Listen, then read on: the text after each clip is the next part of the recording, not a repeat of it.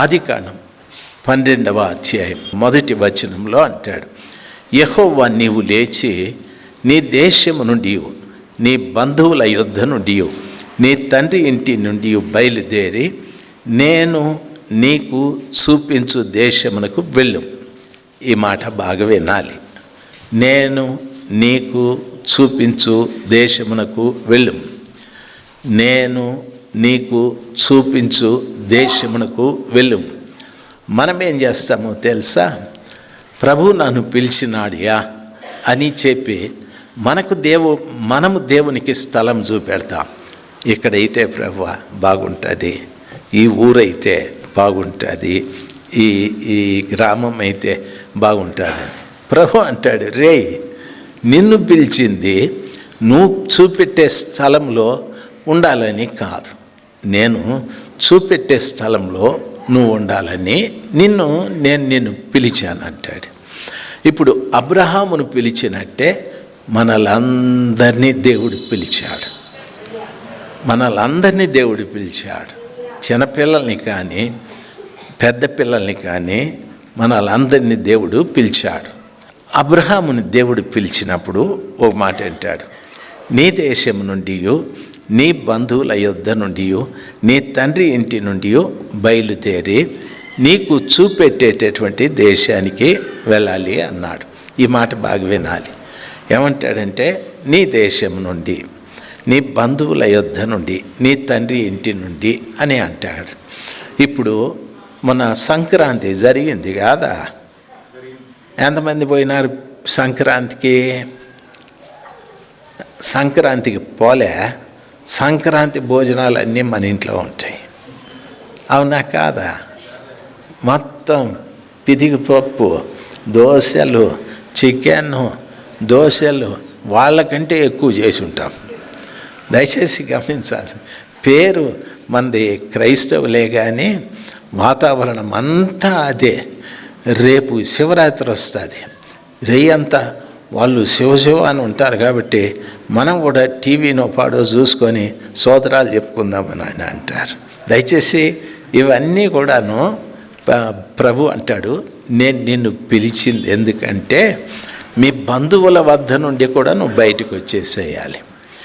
దేవుడు ఒక వ్యక్తిని పిలిస్తే బంధు ప్రీతి కానీ మనకున్నటువంటి సొంత ప్రదేశం యొక్క ప్రీతి కానీ మనకు ఉండకూడదు. నేను ఆ ఊరిలో ఉంటిని అని ఆ ప్రీతి పోవాలి. మా బంధువులు ఇంకా ఉన్నారండి, సంక్రాంతికి పోయి వాళ్ళందరినీ చూసుకొని వస్తాను అంతే. నేనేం తిన్ను, కోడి పందాలకు పోను, జోదాలకు పోను, నేను తిరిగి వస్తాను, చాలు, అదే చాలు. దయచేసి గమనించాల్సింది, దేవుని పిల్లలు ఆశీర్వదించబడాలంటే, నీ ద్వారా ఇతరులు ఆశీర్వదించబడాలంటే అబ్రహాముతో ప్రభు చెప్పిన మాటలు జాగ్రత్తగా వినాలి. రెండవ మాట అంటాడు, నేను నీకు చూపెట్టే దేశానికి వెళ్ళాలి బాబు. నీ ఇష్టం వచ్చిన చోట ఉంటే నేను నిన్ను ఆశీర్వదించను అని చెప్పి ఏమంటాడంటే, నిన్ను గొప్ప జనముగా చేసి నిన్ను ఆశీర్వదించి, నీవు ఒంటరిగా వస్తూ ఉన్నావు, నీ పట్టణాన్ని వదిలిపెట్టి వస్తున్నావు, నీ బంధువుల్ని వదిలిపెట్టి వస్తున్నావు, నీ సాంప్రదాయాలు వదిలిపెట్టి వస్తున్నావు. ఒంటరి వాడని అనుకోవద్దు, నేను నిన్ను గొప్ప జనముగా చేసేదను. హల్లెలూయా. నేను నిన్ను గొప్ప జనముగా చేసేదాను. నేను ఉద్యోగం చేసేవాడిని, అది వదిలిపెట్టి సేవకు వచ్చేటప్పుడు మా నాయనగారు, మా మామగారు, 3 పిల్లలు ఉన్నారు, 2 పిల్లలు ఉన్నారు, ఇవి వదిలిపెట్టి సేవకి వెళ్తే ఎట్లా బతుకుతారు, ఏం బతుకుతారని మా నాయనగారు అన్నారు. దినకర గారే బ్యాంకులో ఉద్యోగం చేస్తా, సేవ చేస్తా అన్నాడు. నువ్వేందిరా వచ్చిన ఉద్యోగాన్ని వదిలిపెట్టుకొని పోతావునని. ఎందుకో నాకు తెలియదు కానీ ఎట్లా సంపూర్ణంగా దేవుని పరిచర్య చేయాలని ఆశ.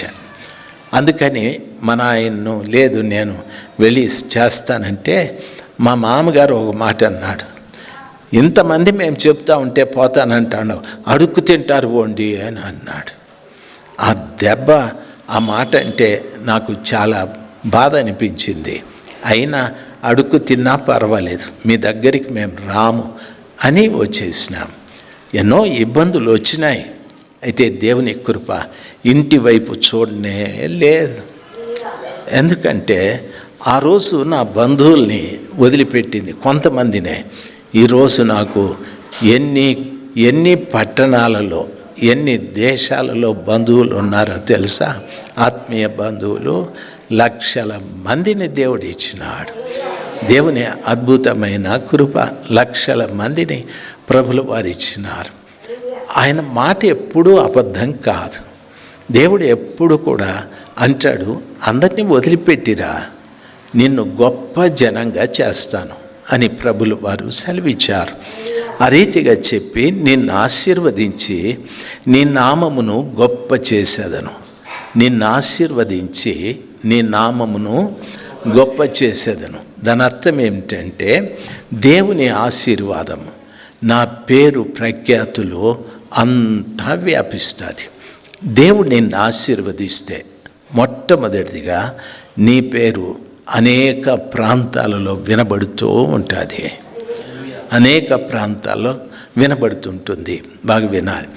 దేవుడు నన్ను ఆశీర్వదిస్తే అనేక ప్రాంతాలలో నీ పేరు వినబడుతూ ఉంటుంది. ప్రభువు చెప్పిన మాట, గొప్ప జనముగా చేసి నిన్ను ఆశీర్వదించి నీ నామమును గొప్ప చేయుదును, నీవు ఆశీర్వాదముగా ఉందువు. నిన్ను ఆశీర్వదించిన వారిని ఆశీర్వదిస్తాను, నిన్ను దూషించిన వారిని శపిస్తాను. భూమి యొక్క సమస్త వంశములు నీ అందు ఆశీర్వదింపబడునని అబ్రాముతో అనగా, యెహోవా అతనితో చెప్పిన ప్రకారము అబ్రాము వెళ్ళెను, లోతు అతనితో కూడా వెళ్ళెను. అబ్రాము హారాను నుండి బయలుదేరినప్పుడు 75 ఏండ్ల ఈడు గలవాడు.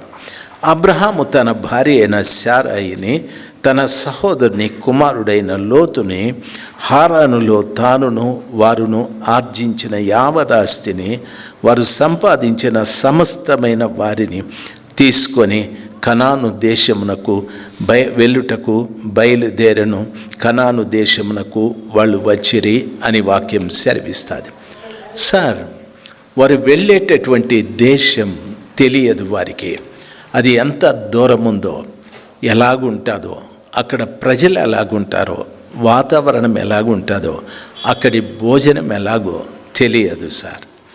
దయచేసి వినాలి.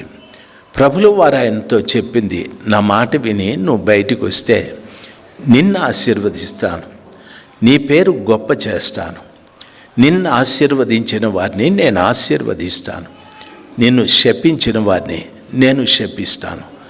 ఆ రీతిగా ప్రభులు వారు చెప్పి వారిని ప్రభులు వారు బయటికి తీసుకొని వచ్చారు.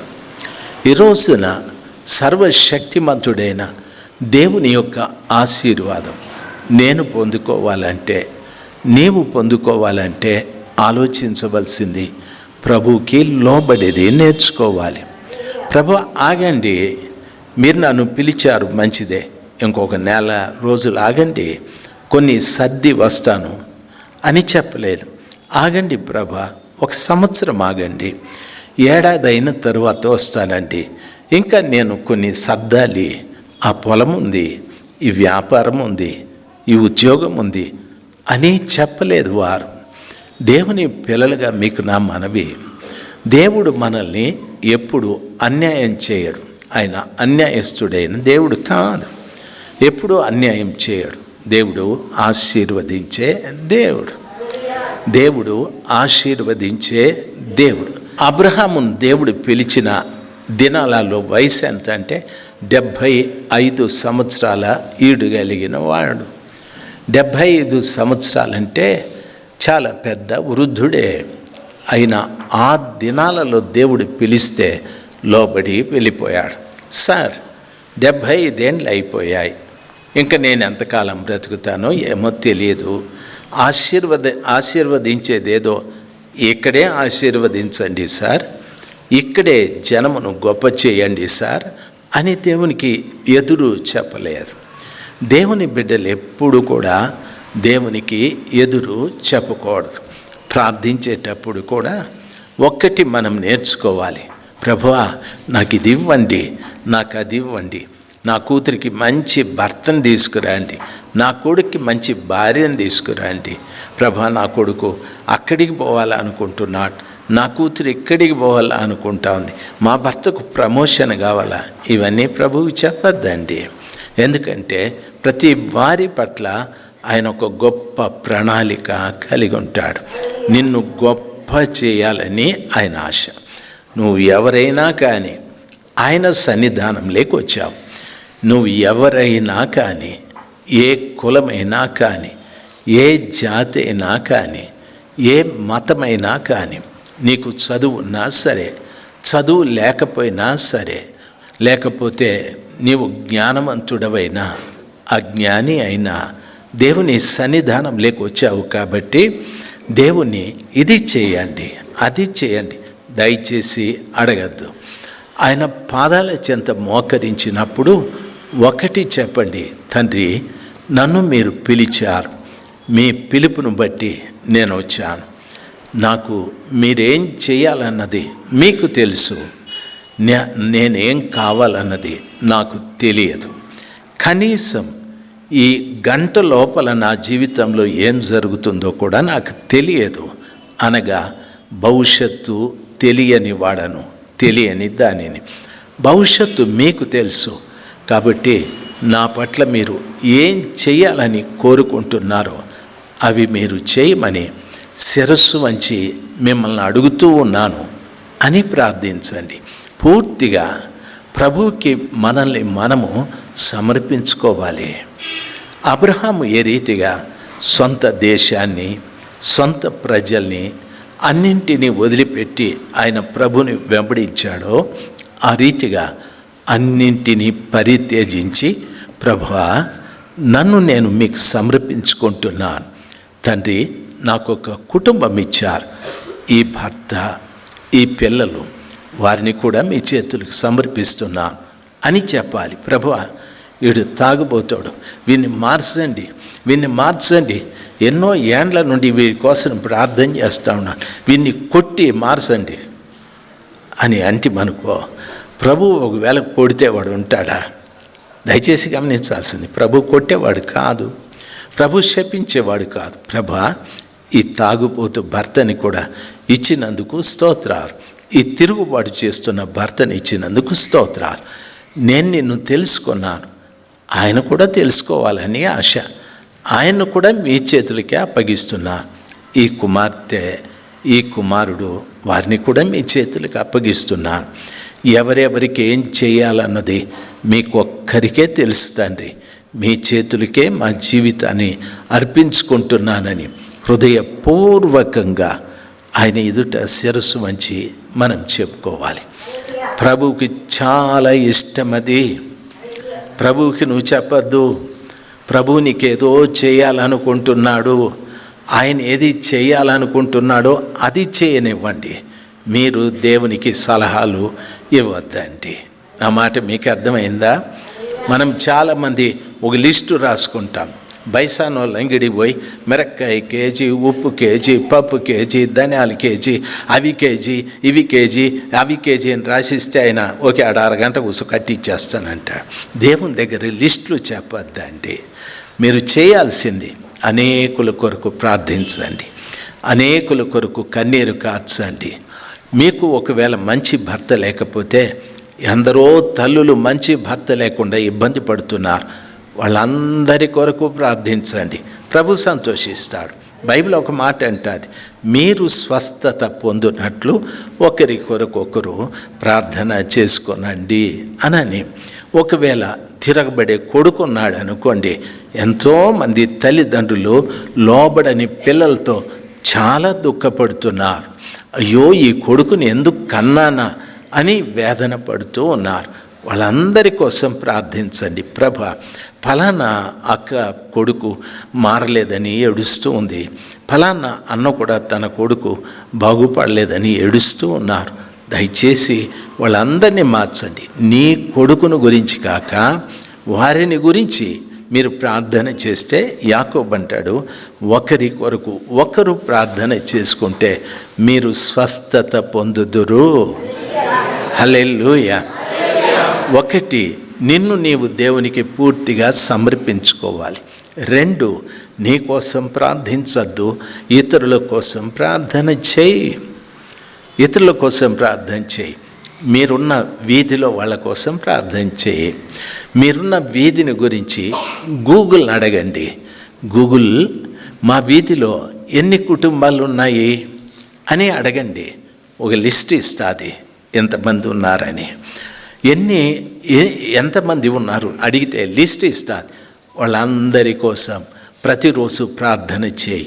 పలానా అప్పారావు స్ట్రీట్, పలానా బెంగళూరు బస్ స్టాండ్, పలానా చిత్తూరు బస్ స్టాండ్, పలానా అమినేని స్ట్రీట్, ఈ వీధిలో ఎంతమంది ఉన్నారు ప్రభా? దయచేసి దాన్నే అడగండి. ఇందులో క్రిస్టియన్స్ ఎంతమంది, హిందూస్ ఎంతమంది, ముస్లిమ్స్ ఎంతమంది అడగండి. కరెక్ట్ డీటెయిల్స్ మీకు ఇస్తుంది. వాళ్ళందరి కోసం ప్రార్థించండి. వాళ్ళందరి కోసం ప్రార్థించండి. ఈ పట్టణంలో దేవుడు నిన్ను ప్రత్యేకించుకున్నాడు. ఎందుకో తెలుసా? ఈ పట్టణం కొరకు ప్రార్థిస్తావని. నీ గ్రామంలో దేవుడు నిన్ను ప్రత్యేకించుకున్నాడు. ఎందుకో తెలుసా? నీ ద్వారా ఆ గ్రామం ఆశీర్వదించబడాలని, నీ ద్వారా గ్రామం దీవించబడాలని. దయచేసి గమనించాల్సింది, దేవుని ఉద్దేశం వేరు. అబ్రహామును పిలిచింది ఎందుకంటే నిన్ను గొప్ప జనముగా చేస్తాను అని. దేవుడు నిన్నెందుకు పిలిచాడంటే గొప్ప జనముగా చేయటానికి. దయచేసి నువ్వు ఒక్కదానివే, నిన్ను గొప్ప జనంగా చేస్తాడు. నువ్వు ఒక్కడివే, గొప్ప జనంగా చేస్తాడు. అయితే దేవునికి లోబడు. ఒకటి, దేవునికి నువ్వేమీ చెప్పదు, ఆయనకు అన్నీ తెలుసు. ఎట్లా తెలుసు? బైబిల్ అంటది, ఆయన నీ తల్లి గర్భములో రూపింపబడక మునిపే నీ జీవిత గ్రంథమును రాసినవాడు ఆయనే. అమ్మ కడుపులో మనం ఇంకా రూపింపబడక మునిపే మన జీవిత గ్రంథాన్ని రాసినాడు ప్రభువువా. నీ పేరు అమ్మోళ్ళు ఏం పెడతారో ప్రభువుకి తెలుసు. నీ భవిష్యత్ అంతా ప్రభు రాసేసాడు. సార్, నన్ను గమనించండి. మనం పుట్టిన తరువాత హిందూ సాంప్రదాయంలో మనం వెళ్ళి వాళ్ళు గురువుల దగ్గరికి, పూజారుల దగ్గరికి, బ్రాహ్మణుల దగ్గరికి వెళితే వారు అడుగుతారు పుట్టిన తేదీ, ఆ నక్షత్రము, ఆ సమయం, గడియ, ఇవన్నీ కూడా వాళ్ళకి చెప్తే వాళ్ళు పంచాంగంలో రాస్తారు. నీకు రాసే దాని పేరు జాతకము అని అంటారు. నీ జాతకాన్ని రాసి నీ చేతిలో పెడతారు. నీవు జాతకాన్ని రాసి నీ చేతిలో పెడితే నీకు యాక్సిడెంట్ అవుతుంది, ఆదివారము 11 గంటల కంటే ఇడు బతకతాడా? చలేగాయి. దయచేసి గమనించాల్సి, ఇంకా ఆ రోజు బయటికి పోవడం. నువ్వు ఈరోజు తప్పించుకున్న బుధవారం మళ్ళీ యాక్సిడెంట్ జరుగుతుందంటే అరే కేకరేగా, వీడు ఆటికి పోవడం. దయచేసి గమనించాల్సింది, ప్రభు నీ భవిష్యత్తును చెప్పడు, ప్రభు నీ భవిష్యత్తును సరిచేస్తాడు. మనుషులు భవిష్యత్తు చెప్పి భయపెట్టి చంపేస్తారు. నీవు పెళ్లి చేసుకుంటావు, అది ఇంకొకరితో లేచిపోతుంది అని చెప్పి జాతకం రాస్తే వాడు ఎవరిని చేసుకొని చావాలా చెప్పు? వాడు దీన్ని చేసుకుందనా, దాన్ని చేసుకుందా, ఇది వెళ్ళిపోతుందేమో, అది వెళ్ళిపోతుంది, ఇట్లే ముసురుడు అయిపోతాడు. మనుషులు రాసే జాతకము సరైంది కాదు. మనుషునికి భయాన్ని పుట్టించేది మనుషులు రాసే జాతకం.